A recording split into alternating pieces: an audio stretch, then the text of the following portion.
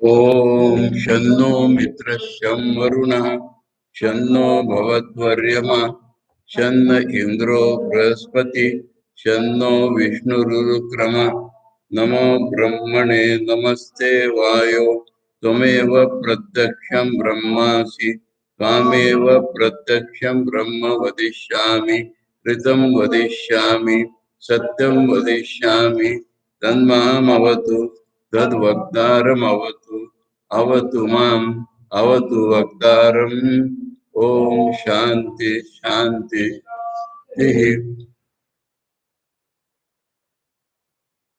तैत्तिरीय उपनिषद के शिक्षावल्ली में हम लोगों ने 4 अनुवाद पढ़ लिए, जिसमें संधि विषयक उपनिषद बताया था, फिर मेधा काम और श्री काम वाले के लिए मंत्र हवन बताए थे।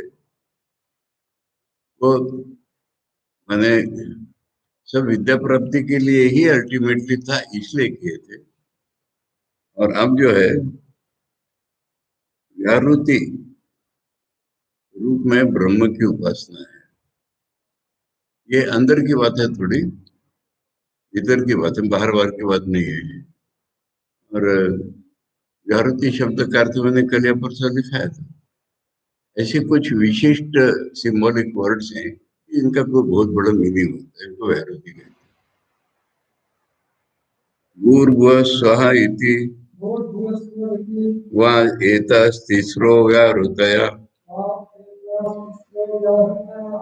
तासामुहस्म एतां चतुर्थीं महाचमस्याः प्रवेदयते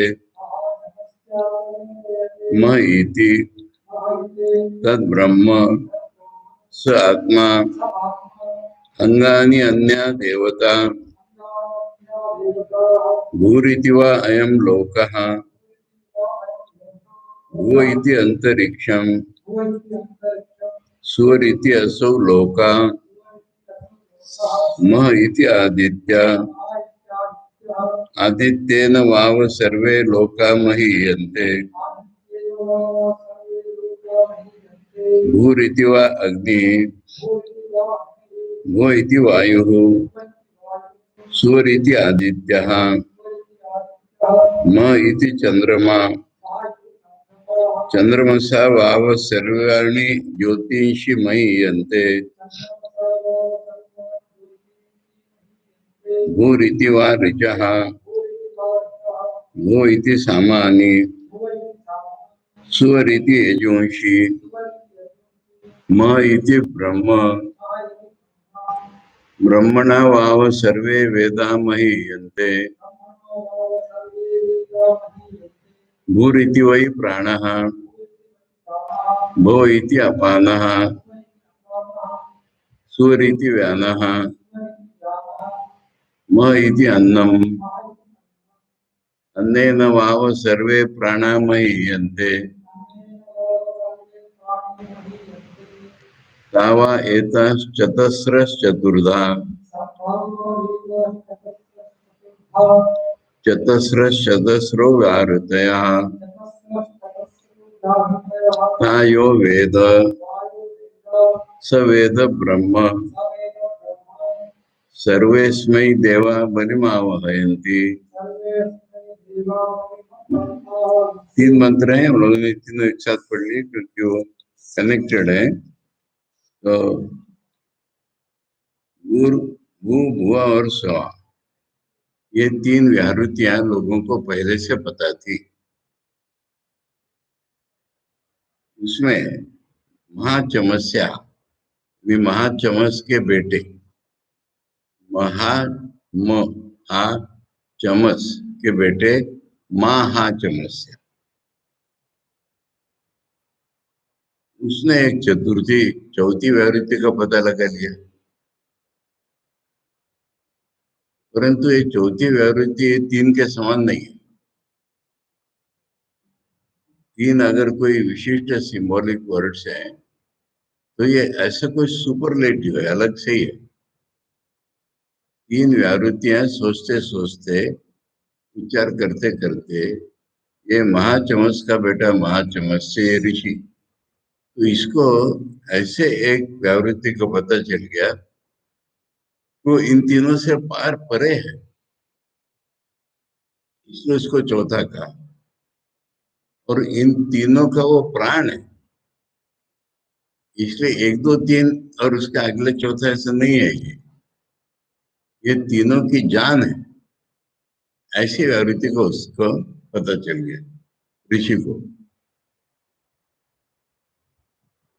इसमें ये दो चार शब्द है ना, वेद प्रवेद यते माने जानता है, ऐसा अर्थ होता है। और ये ह स्म होता है ना, स्म स्म जब लग जाता है तो प्रेजेंट का पास्ट टेंस हो जाता है, यानी उसने पता लगा लिया, ऐसा अर्थ होता है। वो ये जानता है, वो जानता था, उसने जान लिया था, ऐसा अर्थ हो जाता है। और उस व्यावृत्ति का नाम है मोह। तो ये तीन के अलावा जो चौथे, यही तो ब्रह्म है। ब्रह्म माने ओंकार है, ये व्यावृत्ति है ना। व्यावृत्तियां माने ध्वनिया, तो ये ब्रह्म कैसे ध्वनि होगा? तो ब्रह्म का अर्थ तो पहले बता दिया कि ओंकार ही ब्रह्म है, इसलिए ये ओंकार है। ओंकार को उसने चौथी व्यावृत्ति के रूप में जाना है। ये ध्वनि बहुत से होते हैं, इसका अपना अपना विशिष्ट अर्थ भी होता है, परंतु ऐसा एक ध्वनि है कि जो इन सबको पार कर जाता है, इन सब में है, इन सबको पार है, ऐसा ध्वनि को उसने पता लगा लिया, और वो है ओम। स आत्मा, और वही हमारी रियलिटी है। ओम ये जो सिंबल है, ये ब्रह्म का भी सिंबल है, आत्मा का भी सिंबल है, क्योंकि ब्रह्म और आत्मा तो एक ही है। और ये तीनों की भी आत्मा है, भूर्भुव स्व की।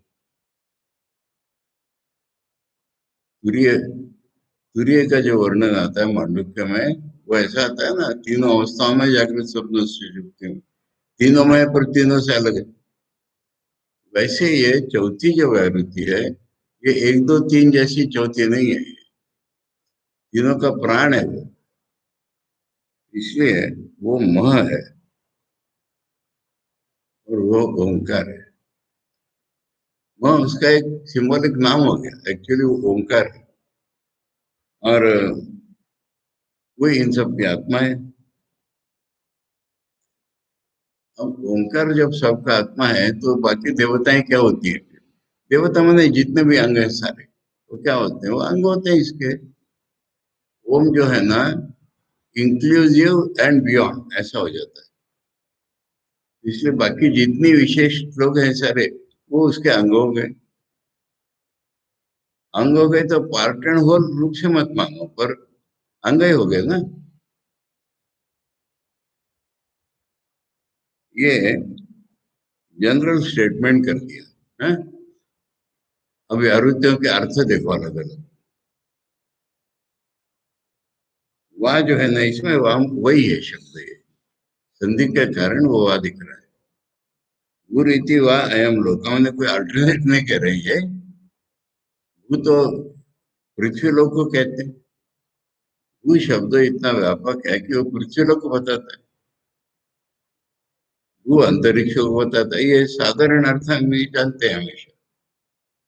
वो मने अंतरिक्ष, स्व मने स्वर्ग, असो मने असो, जिसे कहते हैं कि उस पार का लोग। और इसमें मह क्या है? आदित्य, मैंने सूर्य के बिना, प्रकाश के बिना ये लोग वो लोग क्या, तो अंधकार रहेगा ना। तो ये जो है, ये मह नाम की जो आकृति है, वो सबका प्राण है, पहले बोल दिया था, वो जनरल स्टेटमेंट है, उसको अप्लाई करके बता रहे। मैंने मह एक व्याहृति है, शब्द है ये, उसका अर्थ अलग अलग होगा। जब भूर्भुव स्व का अर्थ तीनों लोक हो जाता है, तो मह का अर्थ होता है सूर्य, जिसके कारण ये प्रकाशित है, नहीं तो अंधकार में है। तो इसलिए म इति आदित्य, आदित्य न वाव सर्वे लोका महीयन्ते, म शब्द से महीयन्ते, मैंने महान बन जाते हैं। अगर ये लोग प्रकाशित हैं तो महान बन जाते हैं, नहीं तो कौन रहेगा मेरे में। ऐसा उसने पता लगा दिया। मैंने मोह नाम की जो आवृत्ति है वो सबका प्राण है, उसी के सारे देवता अंग हैं। इसको अप्लाई करके बता रहे हैं कि साधारण भूभुव स्व का अर्थ तीनों लोग होता है। तो मोह का क्या अर्थ हो जाएगा? सूर्य। सूर्य इन तीनों लोगों का, उसके कारण ही, सूर्य के कारण ही लोग, तीनों लोग महान होते हैं। अब और देखो भूर्भुव स्व का दूसरा अर्थ, भूर इति वही अग्नि, स्व इति वायु, स्वर इति आदित्य।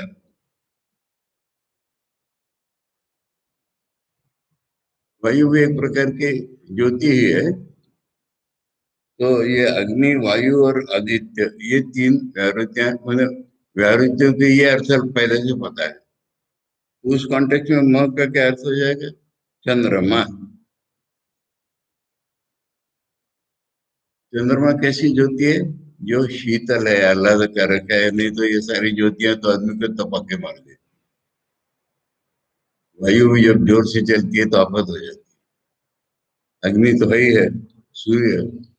तो इनसे तपता आदमी को ठंडा करना, ये चंद्रमा का काम है। म का अर्थ इस कॉन्टेक्स्ट में चंद्रमा हो जाएगा। पूर्व स्वाहा, ये शब्द हैं जिनके कई अर्थ निकलते हैं। तो ये जो अर्थ रहते हैं उनका कि अग्नि, वायु और सूर्य है, उस कॉन्टेक्स्ट में म का अर्थ हो जाएगा कि चंद्रमा है, जिसके कारण आदमी को शीतलता प्राप्त होती है। चंद्रमा सा एवं सर्वे ज्योतिष बोला, यानी वायु ज्योति के नामक बनाना, कंपन। तो सारी ज्योतियां जिससे महान हो जाती हैं ठंडी ज्योति से। और एक अर्थ है ऋग्वेद, सामवेद, यजुर्वेद, वेदों के तीन ही उल्लेख आएंगे, हाँ, कई बार। अथर्ववेद बाद का है। तो ये ऋग्वेद, सामवेद, भू माने ऋग्वेद, भू माने सामवेद, सु माने यजुर्वेद। इस कॉन्टेक्स्ट में म का क्या अर्थ होगा? ब्रह्म। माने तीनों वेदों में मुख्य क्या है? ओंकार। व्यावृत्ति के कॉन्टेक्स्ट में ब्रह्म माने ओंकार। पहले जनरल में भी बताया था वो। अब ये तीनों वेद हैं तो वेदों में प्राण क्या है? ओंकार के बिना क्या है वेद? कुछ नहीं। ब्रह्मणा भाव सर्वे वेदामयी यन्ति। सारे वेदों की महानता तो ओम सिखाने के कारण ही है। यही बताना है उनको, पूरे में बताना उनको यही है कि ओम के पहले उपासना इनडायरेक्टली बताई थी। अभी ओम को ही स्ट्रेस दे करके उसकी उपासना बता रहे। और एक अर्थ है वो माने प्राण, जो निश्वास छोड़ते हैं वो माने अपान, जो अंदर खींचते हो। और सु माने व्यान। व्यान मालूम ना, जो हमारे ब्लड को आखिरी तक सर्कुलेट करके वापस खींचता है, वो व्यान। इन तीनों से वायु के प्रकार, पंचवायु के लिए सोचने की जरूरत नहीं है। जो व्यावृत्तियों के तीन अर्थ हैं। व्यान माने सु। अब यहाँ पर मोह कौन सी है? अन्न। बताए नहीं, तीन जैसी नहीं है ज्योति। तीनों के प्राण है, पहले ही कह दिया। अन्न नहीं होगा तो कौन सी श्वास चलेगा? कुछ भी नहीं चलेगा। प्राणवृत्ति नहीं चलेगी। तो वहां मोह का अर्थ हो जाएगा अन्न। ऐसा ये चौथी व्यावृत्ति ने निकाली कि जो व्यावृत्ति के अलग अलग अर्थ हैं, उस कॉन्टेक्स्ट में उसका भी अर्थ हो जाएगा। समान यही है कि चारों में उसके वो प्राण है। अन्य नवाव सर्वे प्राणा मह्यन्ते। अन्न से ही प्राण जो है महान होते हैं, नहीं तो बिना अन्न के तो मर जाएंगे प्राण। इस प्रकार से चार व्यावृत्तियां के चार चार रूप बता दिए। चार बताए ना। पहला ये लोग वो लोग वो लोग, दूसरा लुमिनरीज, तीसरा वेद, और चौथा प्राणापान। तो ये चार प्रकार बता दिए, और चौथे में चारों प्रकारों में मह बता दिया। चतस्र चतस्रो व्यावृत्ति, तो ये चार चार के ग्रुप हो गए व्यावृत्तियों के। कहने का मतलब है कि जो हम व्यावृत्ति सोचते हैं, कोई भी उसका अर्थ सोचते हैं, उसके प्राण को सोचते हैं, और पूरी दुनिया का प्राण ओंकार ही आ जाएगा। यो वेद, अब ये वेद का अर्थ ऐसे सिंबॉलिक, इसमें वेद का अर्थ उपासना ही होता है। इसलिए इसे जो उपासना करेगा, तीन तीन जो बड़े ग्रुप्स हैं उनको सोचते में चौथे को जो सोच लेगा, ऐसी जो उपासना करेगा, सब ये तो ब्रह्म। ब्रह्म शब्द के क्या अर्थ होते हैं? ब्रह्म शब्द का अर्थ क्या हो जाएगा? वेद। उसने वेदों का जो सूक्ष्म ज्ञान है उसने जान लिया। जिसने ये जान लिया कि ओंकार ही वेदों का प्राण है, ये मुख्य, उसने सारे वेदों का रहस्य जान लिया। नहीं तो वेद कितने ही रटते रहेंगे तो कुछ नहीं निकलता। इसेंस वेदों का ओंकार ही है। ठाकुर ने बोला है कि वेदों का लय गायत्री में, गायत्री का ओंकार में हो जाता है। ये सम एंड सब्सटेंस वेदों का तो ओंकार ही निकला। सर्वेश्वरी देवा बड़ी महामयंती, अभी उसके क्या पाता है इस उपासना से? इनडायरेक्टली बोला है, वो सबका राजा जैसा हो जाता है। उसको ज्ञान हो जाता है कि इंद्रिया जो है आत्मा के लिए काम करती है। ये अर्थ हो रहा है, सूक्ष्म में इसका अर्थ हो रहा है कि सारे लोग उसको नजराना लगाते हैं, ये बड़ा स्थूल अर्थ हो जाएगा। उसको ये ज्ञान हो जाता है कि मेरी इंद्रियां इतने जो काम करती है, केवल मेरे आत्म स्वरूप के लिए काम करती है, ये ज्ञान उसको हो जाता है। ये जो अर्थवाद होते हैं, इसमें एक बाहरी अर्थ होता है कि एक सूक्ष्म अर्थ पकड़ना होता है। वो राजा हो जाएगा, सारे लोग उसको बलि ले आएंगे। कैसा है ये? अरे सुना है ना बंगाली में, मागुर माछेर झोल युवती मेयर को बोल हरी बोल। वो लोग अट्रैक्ट हो गए। मागुर माछेर झोल मैंने आंसू आते हैं ना, वो मागुर माछेर झोल, और गाते गाते पृथ्वी पर लोटपट हो जाते हैं। तो क्या है? युवती मेयर को, इस तरह से अर्थवाद होते हैं। भीतर का एक मीनिंग होता है। तो सारे लोग उसको बलि लेंगे का अर्थ ये है कि सारे अपने इंद्रिय आदि सारे यही देवता है ना, ये सारे आत्मा के लिए काम करते हैं, ये ज्ञान उसको। चलो अब आचार्य क्या कहते हैं। संगीता विषय में उपासना मुक्तम, देखो कनेक्शन बताते जा रहे हैं। हाँ? संधि के बारे में जो भीतरी ज्ञान था वो बोल लिया था पहले। तद अनु, उसके बाद मेधा काम और श्री काम वाले के लिए मंत्र बोल दिए थे। अनुक्रांता मैंने इतना बोलना हो गया है। क्यों बोला था? तेज पारंपरेण विद्या विद्योपयोगार्थ, इनडायरेक्टली वो विद्या के उपयोग के लिए ही थे। उसी के लिए पैसा मांगा था, उसी के लिए मेधा मांगी थी कि हमको ब्रह्म ज्ञान प्राप्त हो, हमारा आश्रम हो, विद्यार्थी आए। इस सब का पर्पस खाली ब्रह्म ज्ञान प्राप्ति, ब्रह्म ज्ञान का ही विस्तार करना है। अनंतरम, और इसके बाद व्यावृत्ति आत्मनो ब्रह्मणो, व्यावृत्ति रूप जो ब्रह्म है ओंकार, अंतर उपासना, भीतरी उपासना है। स्वराज्य फलम कह रहे हैं आचार्य, स्वराज्य तो मुक्ति को ही कहते हैं। इसलिए इसका फल जो है ना, पूर्णत्व प्राप्ति है। ओंकार की उपासना का फल पूर्णत्व प्राप्ति है। प्रस्तुयते, उसको आरंभ किया जा रहा है। ठीक है, सिंबलिक अर्थ समझ गए इसका ना। ऊर्वा स्वरी थी, ये तीन आरुतियां हैं। इति उक्तो प्रदर्शनार्थ, यानी मंत्र का आचार्य अपने स्टाइल से अर्थ किए जा रहे भूर्भुवस्व इति। इति माने कोटेशन मार्क। इतस्तिस्र इति च प्रदर्शितानां परामर्शार्थ भूर्भुव इति वहाँ एतस् वही एतस्तिस्रो व्यावर्तया। ये तीनों क्या है कि पंक्चुएशन मार्क नहीं थे ना, तो कोटेशन लगा के एंड दिस, ये आचार्य इसको अर्थ ऐसा बताया। पहला इति माने कोटेशन मार्क, फिर से एतस तीसरा है, ये तीन व्यावृत्तियां हैं। गुरु स्वा, ये तीन व्यावृत्तियां हैं, ये अर्थ हो इसका। आजकल लोग कैसे बोलते हैं स्टाइल, सुना है तुमने लेक्चर में,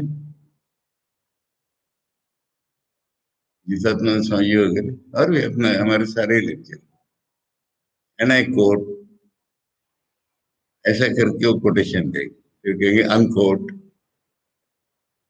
मैंने कोटेशन मार्क कंप्लीट, तो उनका स्टेटमेंट चालू।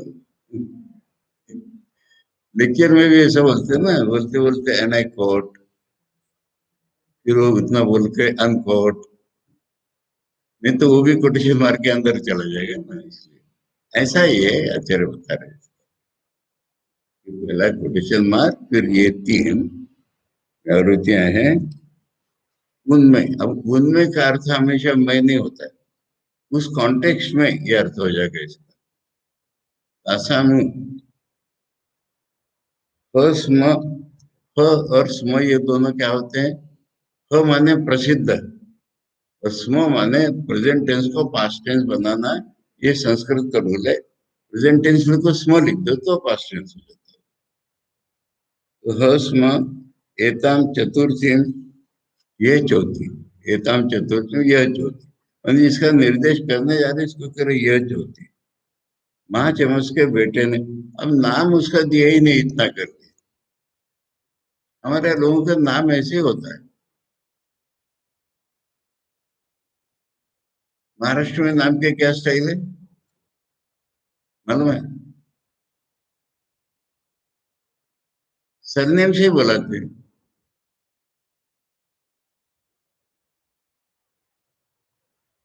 और पुरानी स्टाइल है साउथ में, साउथ में तमिलनाडु, बाप का नाम अमुक के बेटे, यही नाम हो गया उसका। रियल नाम उसका क्या है? अभी देखो ना, रामनाथन कृष्णन, कृष्णन रामकृष्णन, अरे उसका नाम ये थोड़ी है। उसका नाम तो अभी आएगा ही, पर बाप का नाम ही पहले ले लिया। ये स्टाइल है हर जगह। बंगाली में जो दो इनिशियल्स होते हैं, बाप का नाम ही नहीं होता। नाम के दो हिस्से के दो इनिशियल बना देते हैं। सुभाष चंद्र बोस, अरे इसको दक्षिण के लोगों ने कैसे समझा? चंद्र बोस, हमारे स्टूडेंट का नाम था चंद्र बोस, जैसे समझा उस नाम को।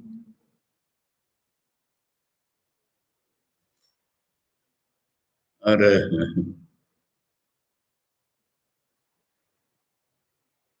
एक लड़की थी, भक्त थी, उसका नाम था माया दासगुप्ता।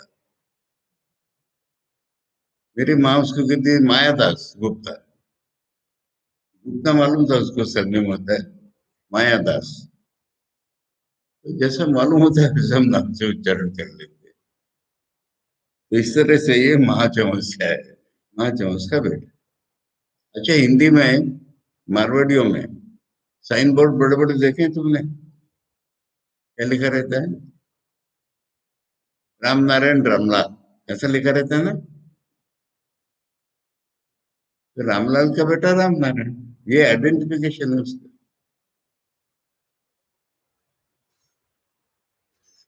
तो नाम का अर्थ होता है आइडेंटिफिकेशन, और तो कुछ नहीं। तो ये महाचमस को प्रवेदयते कहा है, और वो होश म के अर्थ में उसने जान लिया। ऋषि लोग डिस्कवर करते हैं, ये उसने कर लिया। मोह ही थी, उसको उसने मोह बोल दिया। मोह माने जिसके कारण कोई चीज महान बने, ये मोह का नाम। ये भीतर का है, इतना स्वीट चीज है, उसको अगर उसके अनुसार उसको पढ़ो तो तद ब्रह्म। अरे वही तो असलियत है उनकी, वही तो ओंकार है। मैं उसको नाम दिया उससे महान बनेंगे इसलिए, पर है तो ओंकार। ब्रह्मकार तो ओंकार क्यों लेने? व्यावृत्ति का कॉन्टेक्ट चल रहा है साउंड्स का, उसमें ओम ही हो गया ना। स आत्मा वो इन सबकी रियलिटी है। अंगानी अन्य देव तो हम आचार्य भाष्य पढ़ते पढ़ते दोबारा इधर आ गए। इतिहास तीसरे इतिचे प्रदर्शितार्थ परामर्शार्थ, ये तीन। परामृष्ट स्मार्यन्ते वा इति अनेन, मैंने फिर से इति आ गया ना, तो उससे वो तीन पकड़ करके उनको अब उनके बारे में कुछ बताना है। परामर्श का जिनका रेफरेंस किया उनके बारे में अभी कुछ बताना है। तीसरा ये था प्रसिद्ध व्यावृत्ति। ये व्यावृत्तियां प्रसिद्ध है, प्रसिद्ध मैंने पहले से ही ज्ञात है लोग। स्मार्यन्ते तावत, मैंने ये लोगों को याद ही है मन में। ये तीन प्रसिद्ध है माने लोगों के मन में है। आसाम इयम चतुर्थी व्यावृत्ति म, उस कॉन्टेक्स्ट में और एक व्यावृत्ति मिल गई म। ताम एताम चतुर्थी महाचमसस्य अपत्यम महाचमस्या, महाचमसः का बेटा महाचमस्य प्रवेदयते। प्रवेदयते मैंने जानता है। ऊहस्म इति एतेषां वृत्तानुकथनार्थत्वात् विदितो वान ददर्शे इति अर्थः। ये ऊहस्म तीनों का अर्थ हुआ पुरानी बात बताना, वृत्तांत अनुकथन। इसलिए ये प्रवेदयते का अर्थ हो गया विदितवान, जान लिया था। ददर्शे इति अर्थ, उसने जान लिया। महाचमस्य ग्रहणम आर्षानुस्मरणार्थ ऋषि स्मरणमपि उपासना उपासनांगम इति गम्यते ये उपदेश। ऋषि का महाचमस्य क्यों बोला? हर चीज का प्रयोजन है। महाचमस्य ने जाना क्यों बोला? ऋषि को याद करना। और ऋषि को याद करना तभी उसको जो मंत्र है ना वो मीनिंगफुल होता है। इम्पोर्टेंट चीज बताई ना। देखो ठाकुर को तो सारी दुनिया मालूम है, पर अगर किसी ने बोला है तो ठाकुर उसका नाम लेकर के बोलते हैं हमेशा। वैष्णव ने मुझे ऐसा बताया था, जैसे ठाकुर को मालूम नहीं था। गौरी पंडित ने मुझसे ऐसा कहा। तो इसलिए उसका जो डिस्कवरर है, उस एक पर्सनैलिटी के बिना वेद नहीं होते, ये बताना है। वेद अपरुष है वगैरह सब ठीक है, पर एक ऋषि निकालता है ना उसको। तो आचार्य कह रहे हैं कि ऋषि का नाम क्यों लिया? कि ऋषि स्मरण उपासना का अंग है ना। ये अर्थ है उसका।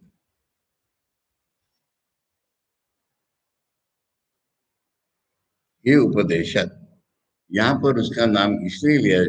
इस यहाँ जो उपदेश किया है इससे हम ये तात्पर्य समझते हैं कि उपासना में ऋषि का स्मरण जरूर करना चाहिए।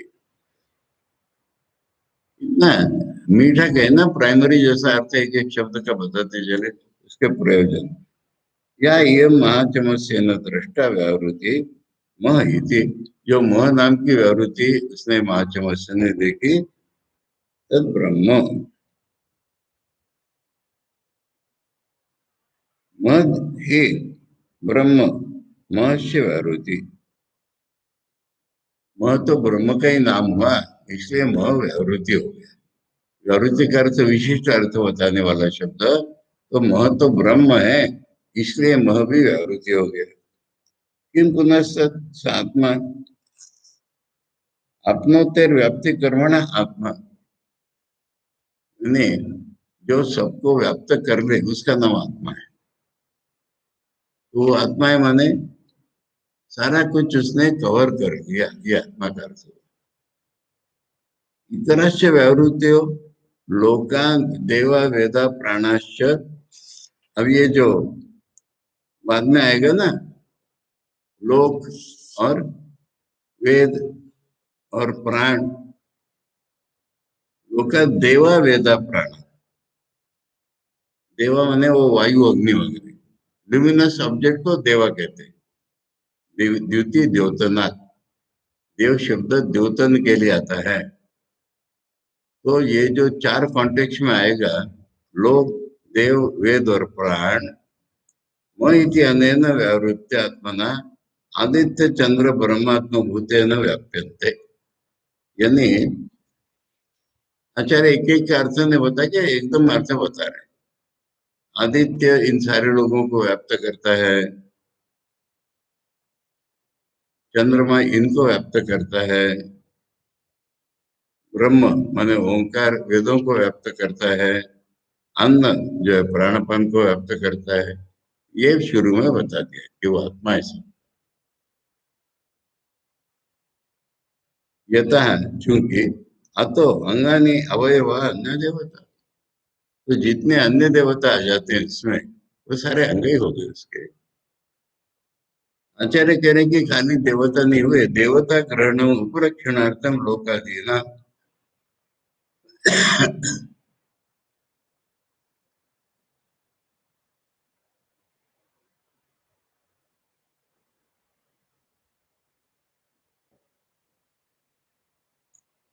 देवता शब्द तो लुमिनरीज के लिए आता है ना, ये सारे तो लुमिनरीज नहीं हुए ना। आचार्य कह रहे कि ये उपलक्षणार्थ मान लो, जो भी पहले बताए वो सभी अंग है।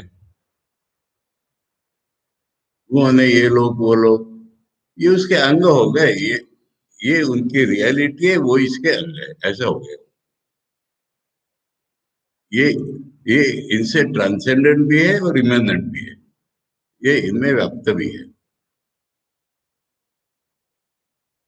सिंबॉलिक है, इसलिए भीतर का अर्थ बताते चले रहे हैं। म इति एतस्य वैरुध्यात्मनो देवलोकादया सर्वे अवयवभूता, ये तो क्योंकि हम देखेंगे चारों प्रकरणों में कि वो उनकी रियलिटी है, उसके वो अंग हैं चारों। ये तो अत आह आदित्य भी लोकादयो मई हंते, इसलिए वो उससे महान होते हैं जो बोला, उसका अर्थ यही है कि उनकी रियलिटी उनमें व्याप्त, यही अर्थ महान का हुआ। आत्मनो ही अंगानी मई हंते, अगर आत्मा नहीं तो अंग क्या करेंगे। महनम वृद्धि रूपचया, मई अंत्य का अर्थ हुआ बढ़ना मोटा होना, मई अंत्य वर्धनते इति अर्थ, बढ़ते हैं, ग्लोरी को प्राप्त होते हैं।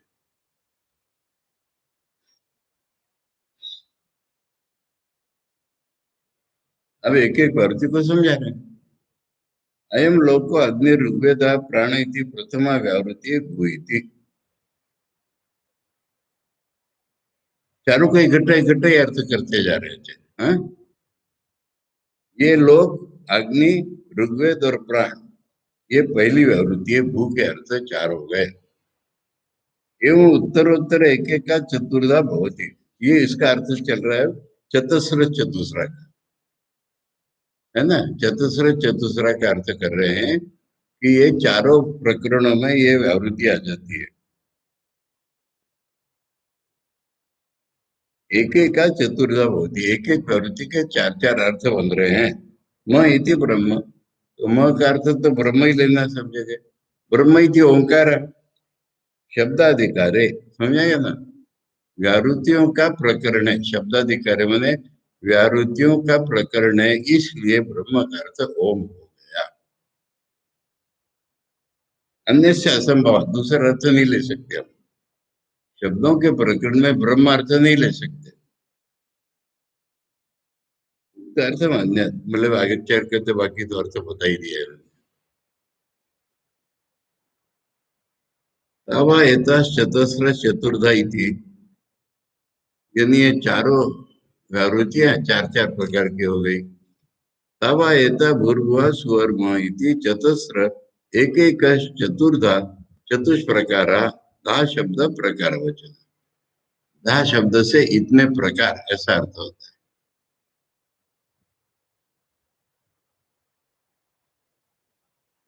चतस्र चतस्र सति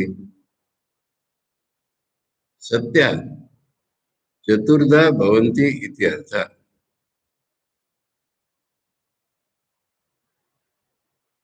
हाँ, माने ये चार चार प्रकार की है, बस ये अर्थ हो गया उसका। तासाम यथा कृप्तानां पुनरुपदेश तथैव उपासना नियम। दो बार आया ना, एता चतस्र चतुर्धा, फिर कहते चतस्र चतुस्रो व्यावृतया, माने उपासना करो इनकी, इनकी उपासना करो बताने के लिए दोबारा उनका नाम दिया।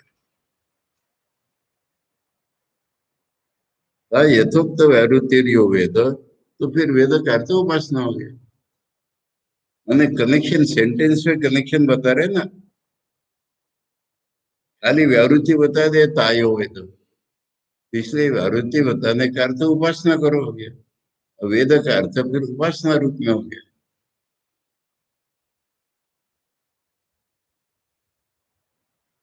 स वेद विजानाति किम ब्रह्म, फिर वो क्या जानता है, ओम। अब यह एक शंका आ रही है, ननु तद ब्रह्म स आत्मा इति ज्ञाते ब्रह्मणि न वक्तव्यम अविज्ञातवत् स वेद ब्रह्म। ये तो आपने पहले ही बता दिया था कि मह ये ब्रह्म है, तो जान नहीं लिया क्या हमने, आपसे सुन नहीं लिया क्या, वही आत्मा है, ये आपने बोला था, दोबारा क्या बोल रहे हो? ऐसी शंका कर रहे हैं। जैसे हमको पहले पता ही नहीं चला है, ऐसे दोबारा क्यों बोल रहे हैं?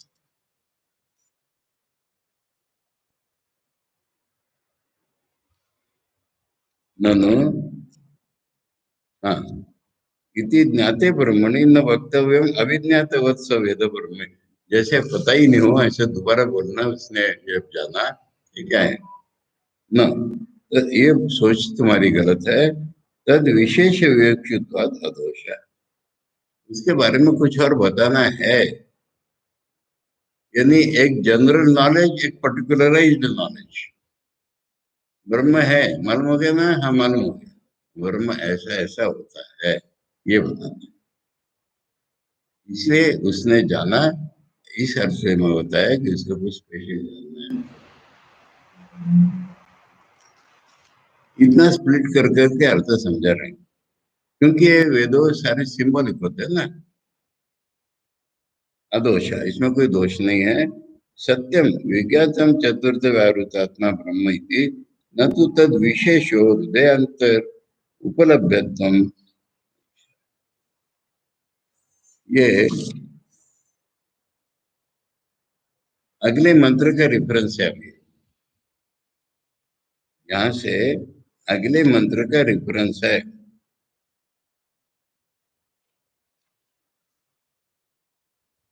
यानी उपासना अगले मंत्र में बताई जा रही है,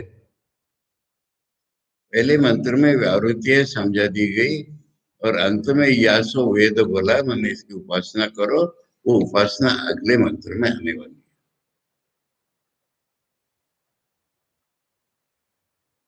क्या है उसमें, हृदय के अंदर अनुभव करो, पहली बात होगी। हृदय अंतर उपलब्धत्व मनोमयत्वादि च, और मन को लेकर के वो काम करता है। शांति समृद्धम इति एवं अंतो, ये दूसरे मंत्र का अंत है, शांति समृद्धम अमृतम। और उसमें बोला है इति प्राचीन योग्य उपास्य, प्राचीन योग एक शिष्य का नाम है, प्राचीन योग इसकी उपासना करो। बताए ना, कई बार पहले मंत्र में दूसरे का इंडिकेशन आ जाता है, तो ये इसमें एंड में जो आया था यो वेद, वो अभी दूसरे मंत्र में बताने वाले हैं। और वो यहां तक मंत्र है, विशेषण विशेष रूपो धर्म पुगो न विज्ञायते इति। इसमें जो विशेषण दिए उसके बहुत सारे, दूसरे मंत्र में बहुत आएगा ना, अंतरिण तालुके इंद्र योनि आदित्य ब्रह्मण, ये सारा फल उसके। तो ये सारा का सारा ही विशेषण विशेष रूपो धर्म पुग, पुग माने कलेक्शन, धर्म माने वैल्यूज, न विज्ञायते इति। ये तो पहले नहीं बता दिया था ना, तद विचक्षु शास्त्र में अविज्ञातम यो ब्रह्म मत्वा सवेद ब्रह्म। इसलिए जैसे नहीं मालूम है अभी तक, इसलिए दोबारा वेद जो बोला था बाद में बताने वाली चीजों के रेफरेंस में, दोनों दोष है, इसलिए दोष नहीं है। यो ही वक्षमाणेन धर्म पूगेन विशिष्टम ब्रह्म वेद स वेद ब्रह्म इति अभिप्राय। यानी बोला ऐसा है, उसको एंड में मानो, वो ब्रह्म को जानता है जिसने ये जाना। ये क्या बाद में बताएंगे, होता है ना अंग्रेजी में, संस्कृत में विच, whose, the one who knows this Brahman, which is like this, which is like this, ऐसा ही ऐसा इसको कनेक्ट करो। दो मंत्रों का कनेक्शन यहाँ आचार्य बता रहे पंचम अनुवाद के।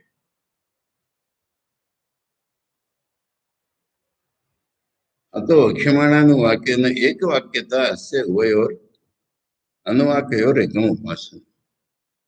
यानी ये पांचवें नहीं छठे पांचवें और छठे अनुवाद, अनुवाद डिवाइडेड है पर पूरा मिलके एक वाक्य तैयार हो रहा है। इनको मिलकर एक वाक्य माने, वाक्य का अर्थ हुआ शब्द संगति का अर्थ प्रकट जब होता है तो उसको वाक्य। इसलिए अभी तो वाक्य के हिस्से चल रहे हैं, कॉमा सेमीकोलन, वाक्य तो पूरा दूसरे अनुवाद के बाद होगा, छठे अनुवाद।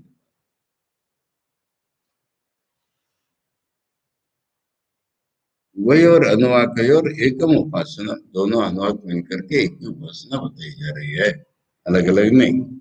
पहले में क्या, ये उपासना जो करेगा वैसा जान लेगा, ये उपासना माने अगले वाक्य में बताने वाले। लिंगाच, लिंगाच माने ऐसे हमको चिन्ह भी मिल रहे हैं। ये हमने जो लिंग माने जिसके कारण कोई अनुमान किया जाए उसको लिंग कहते हैं लॉजिक में, मालूम ना।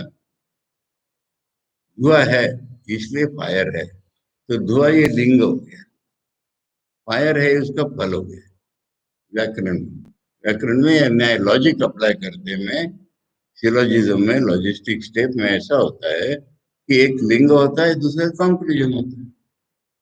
ये लिंग शब्द का अर्थ, सब जगह एक ही अर्थ नहीं लगाना, लिंग माने पुल्लिंग स्त्रीलिंग नहीं है ये।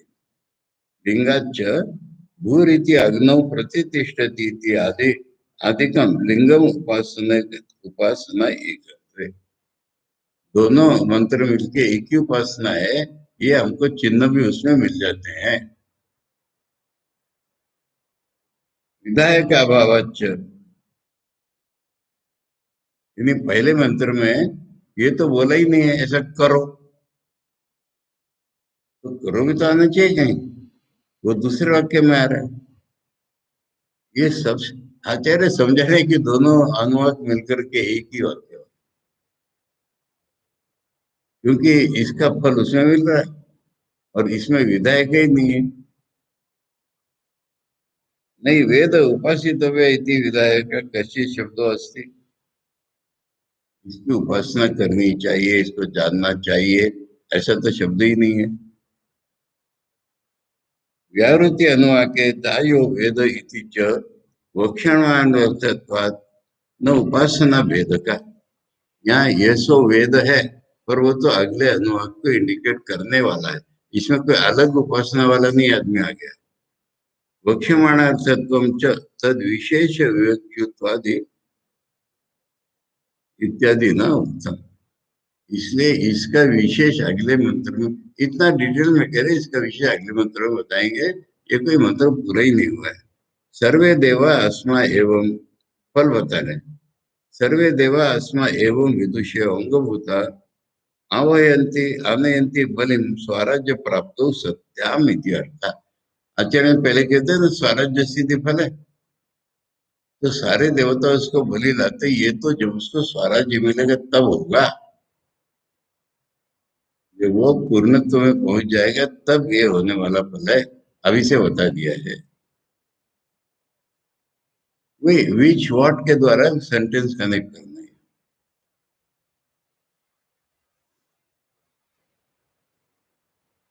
ओम शन्नो मित्रशं वरुण, शन्नो भवत्वर्यमा, शन्न इंद्रो बृहस्पति, शन्नो विष्णुरुक्रम, नमो ब्रह्मणे नमस्ते वायो, त्वमेव प्रत्यक्षं ब्रह्मासि, त्वामेव प्रत्यक्षं ब्रह्म वदिष्यामि, ऋतं वदिष्यामि, सत्यं वदिष्यामि, तन्मामवतु, तद्वक्तारमवतु, अवतु माम्, अवतु वक्तारम्।